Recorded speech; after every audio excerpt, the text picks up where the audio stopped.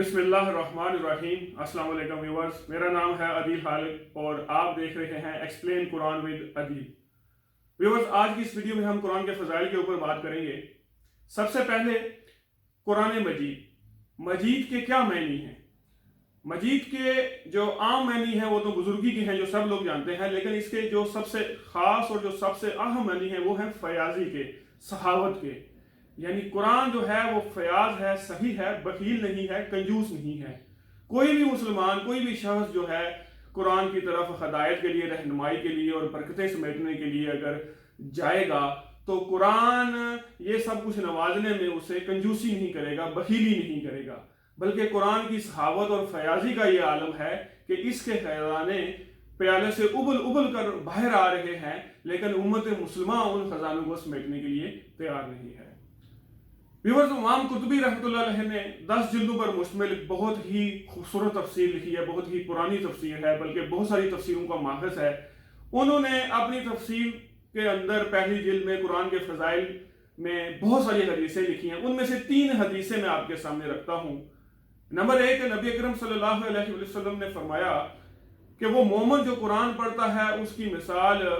لیمو جیسے پھل سنترے کی سی ہے، جس کی خوشبو بھی اچھی ہوتی ہے اور جس کا ذائقہ بھی میٹھا ہوتا ہے، اور وہ مومن جو قرآن نہیں پڑھتا اس کی مثال نیازبو کی سی ہے، جس کی خوشبو تو اچھی ہوتی ہے لیکن ذائقہ کڑوا ہوتا ہے، اور منافق جو قرآن نہیں پڑھتا اس کی مثال اندرائن کی سی ہے، جس کی خوشبو بھی نہیں ہوتی اور جس کا ذائقہ بھی کڑوا ہوتا ہے۔ نمبر 2 پر ہے، نبی اکرم صلی اللہ علیہ وآلہ وسلم نے فرمایا کہ جس کو قرآن کا 1/3 ملا اسے نبوت کا 1/3 ملا، اور جسے قرآن کے 2 ثلث ملے اسے نبوت کے 2 ثلث ملے، اور جس کو پورا قرآن ملا یعنی اس نے پورا قرآن پڑھا تو گویا اسے پوری نبوت کا فیضان ملا، لیکن اس کی طرف وحی نہیں کی جاتی۔ نمبر 3 پر ہے، نبی اکرم صلی اللہ علیہ وسلم نے فرمایا صحابہ سے، کیا تم پسند کرتے ہو کہ روزانہ تم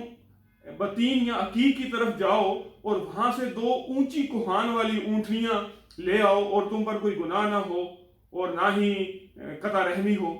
تو صحابہ اکرام نے کہا کہ یا رسول اللہ، ہم میں سے یہ سب پسند کرتے ہیں۔ تو نبی اکرم صلی اللہ علیہ وسلم نے فرمایا تو تم میں سے کوئی ایسا کیوں نہیں کرتا کہ صبح وہ مسجد کی طرف جائے اور علم حاصل کرے یا کتاب اللہ میں سے 2 آیات پڑھے تو اس کے لیے 2 اونٹنیوں سے بہتر ہے، 3 آیات پڑھے تو اس کے لیے 3 اونٹنیوں سے بہتر ہے،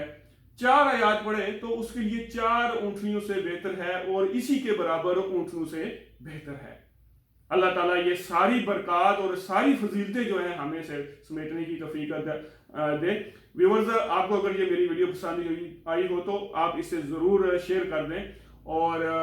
تاکہ آپ بھی اس ثواب کے اندر شامل ہوں اور زیادہ سے زیادہ جو لوگ ہیں وہ رمضان میں قرآن کے ساتھ جڑ کر اس کی فضیلت اور اس کی برکات کو سمیٹ سکیں۔ میرا پیج ہے یوٹیوب کے اوپر ایکسپلین قرآن ود عدیل، اسے لائک کر لیں، سبسکرائب کر لیں تاکہ میری اور جو ویڈیو ہیں وہ بھی بر وقت آپ کو مل سکیں۔ وآخر دعوانا الحمدللہ رب العالمین۔